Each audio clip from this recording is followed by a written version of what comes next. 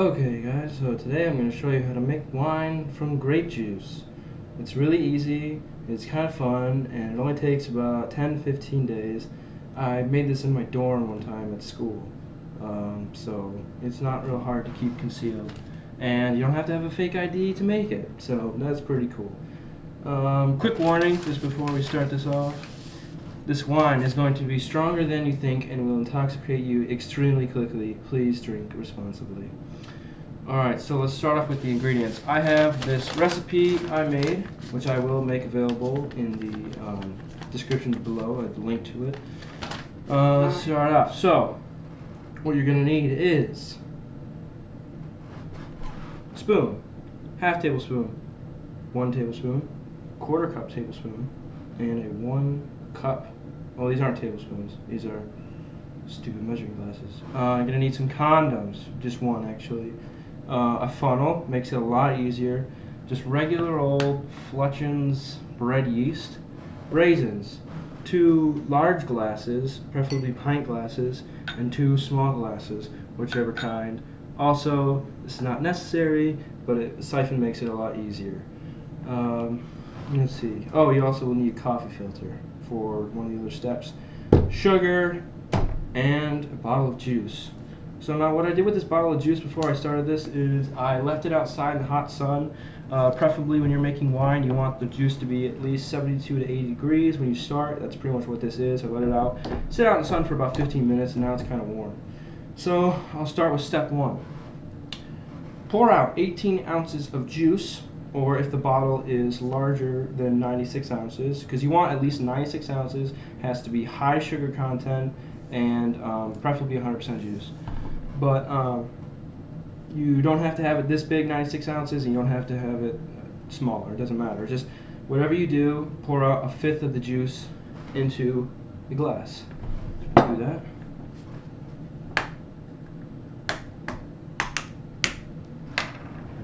You also want to make sure everything is sterile and clean, and your hands are washed so that your fermentation doesn't get altered or bacteria doesn't get in there.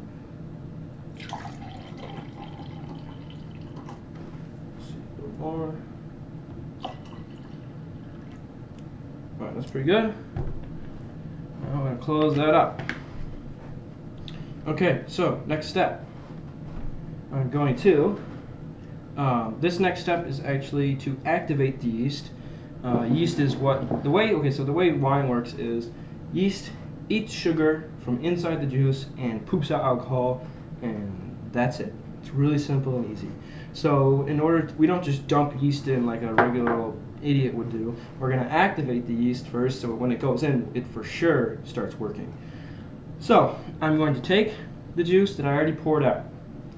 I'm going to pour some of that into this bottle. That's probably good. And into another small glass. Probably good as well. The reason I'm doing 2 glasses is just in case one doesn't work, the other one probably will. And most case chances they're both going to work. So now I take the yeast, open it. Don't forget, after you open the yeast, it has to be refrigerated. And you can't use any yeast that's already 6 months old. So yeast is open. Now I got the sugar. So you're gonna get your spoon. Get a nice big rounded piece of sugar, cup or spoonful of sugar in there, and another one in the other small glass. And then you're gonna want to stir it until it's all dissolved.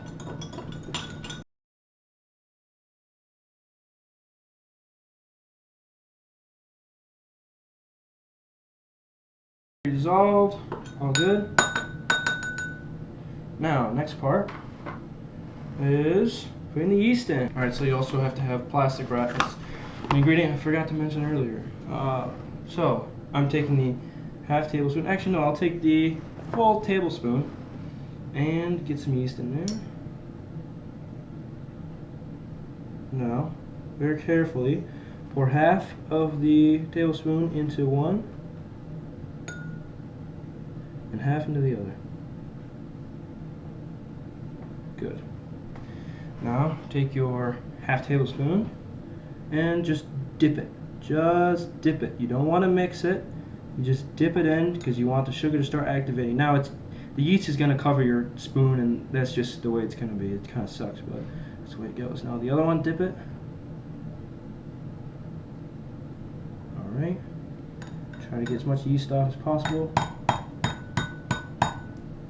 the way it's going to be. Set that aside. These two used pieces aside. And I'm going to take my plastic wrap now. Cover them. You don't want any bacteria or anything to get in this that would hurt the fermenting process. Cover it. Place these in a warm place. So I recommend putting them outside if it's not winter right now. Alright, now that part's going to actually take a little bit. That should be about an hour, possibly 2 hours. What you want to look for, once you're done with this, you want to place it in the fridge. But what you want to look for with these glasses that we just put yeast in is a nice, thick, foamy head, at least 1/4 inch before you go to the next step with it. Alright, so this is an example of what it looks like after putting the yeast in. We actually did a batch prior to this video, and this is it's ready to be put into the bottle. This is what the active yeast looks like right now. It's real foamy and foggy. This is our second glass that we did. See how thick the foam is? That's what you want. So, still got my other juice aside, and the sugar. Next step, we're going to add even more sugar to the already sugary juice. So the yeast has food. Now we're going to pour, either, it depends on whatever you want, doesn't really matter, 1.75 cups to 2 cups of sugar in the bottle.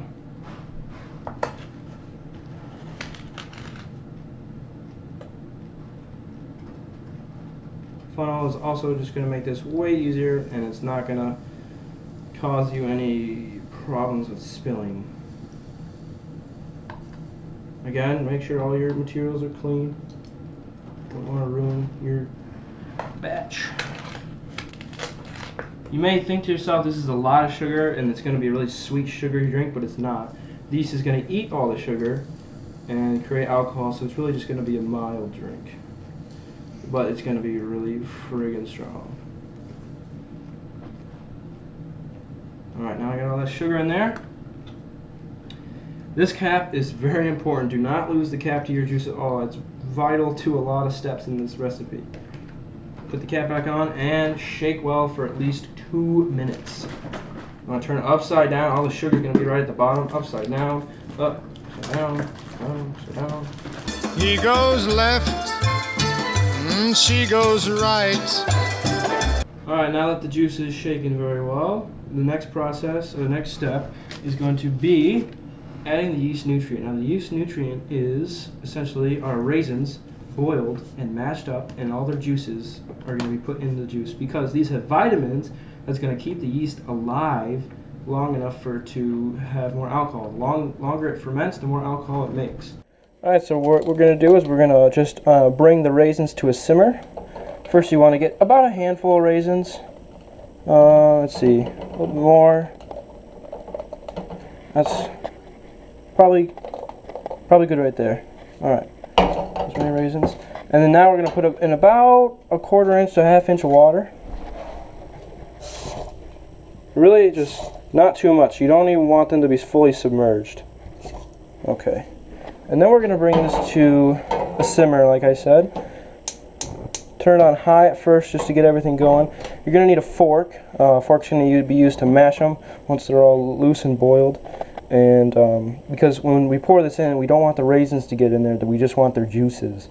Their juices provide vitamins that'll keep the yeast alive longer and the fermentation will be better and so on and whatever. So now we wait. Alright, so now, I don't know if you can see, but the raisins are starting to simmer. Not real boil. You don't really want to be able to see steam come off. You just want it to be nice and warm and gushy, like most things. Now I'm going to turn, once they've come to a bit of a boil, I'm going to turn the heat down to low or maybe in between medium, and I'm just going to start mashing them up.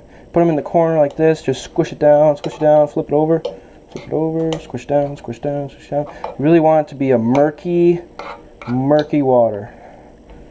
As much raisins smashed up as you can. Full of the rich, healthy advantages for your wine. It's just going to be wonderful. Now this step is really just the make or break of any wine.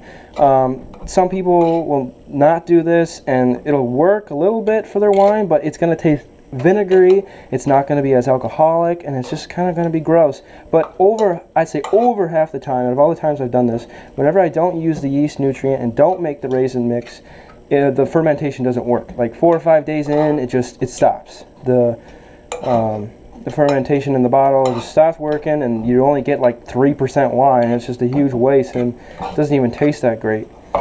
So now I'm starting to get a pretty good mash going. And push down a little bit more. Heat's still on low. I'm going to bring the heat up just a little bit, a little warmer, a little looser. The raisins are still a little firm. You really want them to be nice and soupy. It's going to turn into like a brown, kind of murky water, like I said earlier. It's going to be like this. It's real hot and steamy. And okay, now I believe, let's see, I'm going to turn the heat off. And I'm going to keep mashing it with the heat off, because you don't want this to be too hot in your water, because this is of course boiling 212 degrees Fahrenheit. You only want your wine to be 80 degrees Fahrenheit, so you just gotta kind of let it cool down a little bit till it stops steaming. Just keep mashing it, keep mashing it. You can never mash it too much, that's the thing.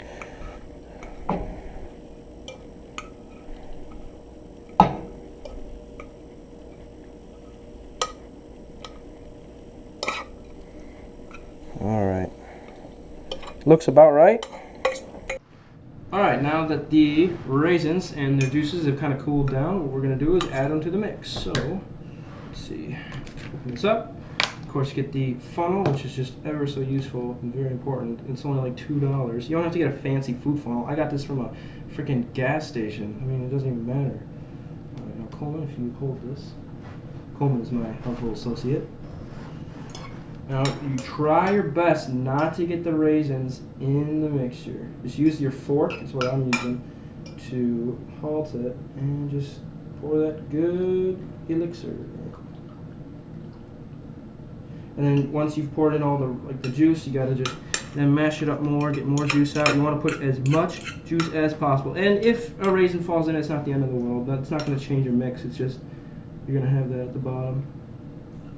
You want to keep mashing, keep trying as hard to get as many juices out as possible. Really work at it. There we go.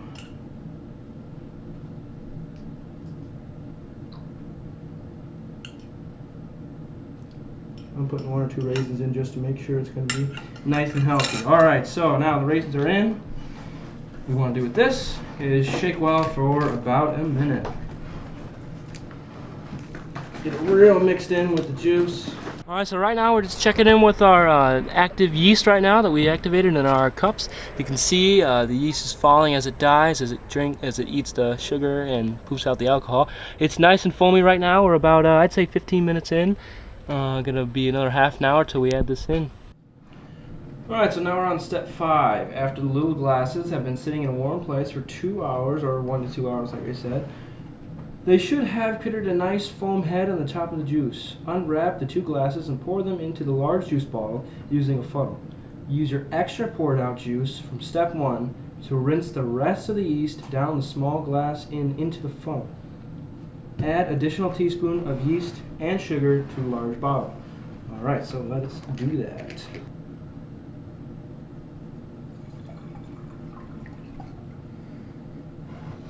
Take some of this glass, rinse it out, pour that in. Alright, now the next one. You can sort of hear it making fizzing, bubbling noises like a soda would.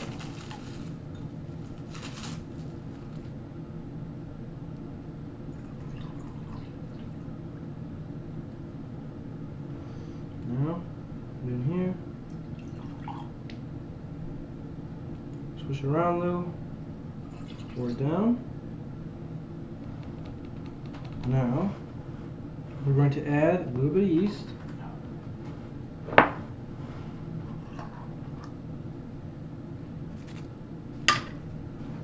Some additional yeast. I'm using the teaspoon. Just adding about a little bit less than 2 teaspoons. Now that that's in, close this off.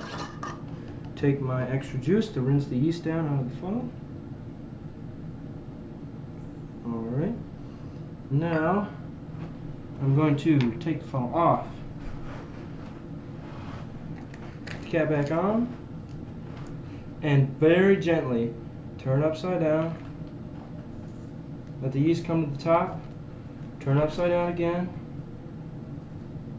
Yeast come to the top. And once more. Just to mix it around a little bit, get introduced to the sugar and the vitamins. And then let it sit there. It's going to ferment.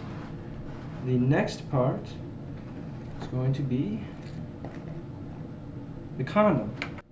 Alright, now this step is adding the condom. The condom is going to act as an air filter. The bottle is going to make CO2 because when the yeast eats the sugar, it makes alcohol and CO2, which is going to rise out of the bottle. But when it rises out of the bottle, that's good because we can't have it kept in the bottle, but we don't want other air to get in. So we make this sort of airlock. You can do this with a balloon tube. I had these just lying around. So we're going to place the condom over, and if you're worried about there being a weird taste or smell or anything to the wine, there won't be, don't worry. Put it over the bottle like so, and in about an hour, this is going to fill up, fully inflated, and we're going to poke a hole in it with a needle or sewing pin. You want to place this in a nice, warm, dark place so no light can get in, and the yeast is able to live because it has to be able to survive in 70 to 80 degree temperatures. So we'll check about this in an hour and see if we can poke our holes through it. Alright, so it's been an hour and the condom has inflated. You can even see the bit of fermentation that is occurring right there. Some of the ferment is actually coming into the condom. That's okay, no worries. And now we're going to poke our holes. What I'm doing is I'm just using a regular old pin. I'm going to poke it through the top, the tip, and a little bit on the sides about 3-4 times.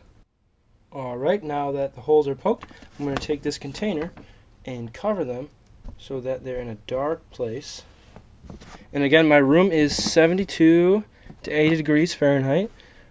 Just for extra protection, I put a black blanket over it, and just make sure that it stays here for about 10 to 15 days in 72 to 80 degrees Fahrenheit. And when it's done, we'll go on to our next steps. Alright, so we are 7 days into fermentation.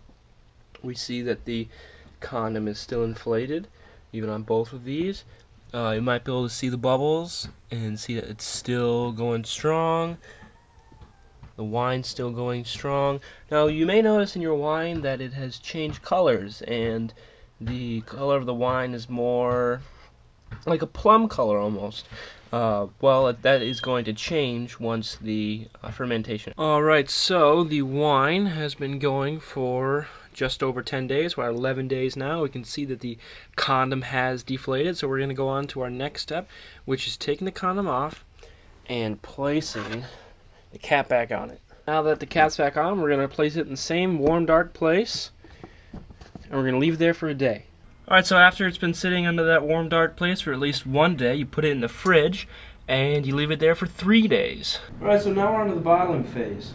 We've got our wine right here that's already done fermenting, and I have my 3 bottles that I'm going to put it in. Each of them have a cork to seal it off, or a knob like this. I have coffee filters to filter out if any yeast gets in. Tape to tape down the coffee filter, and a toothpick to poke a little bit of holes in the coffee filter so it filters quicker. And I also have my siphon, which is what I'm going to be using to take the wine out of here and put them into here. Now the siphon, you don't need it, but it's a lot easier. It makes it so you don't have to get the yeast at the bottom. It can sit there and stay out of your wine. Alright, I've got my coffee filter I'm going to use to put the wine in. Now I'm going to poke a few holes in the center, just so that it doesn't take too long or overflow. It's all set, and now we're going to put our wine in here. Alright, open it. Smells like some good wine. Now, Coleman, come help me.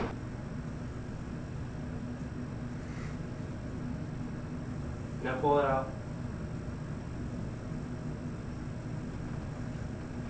The wine is now bottled and in storage in a fridge.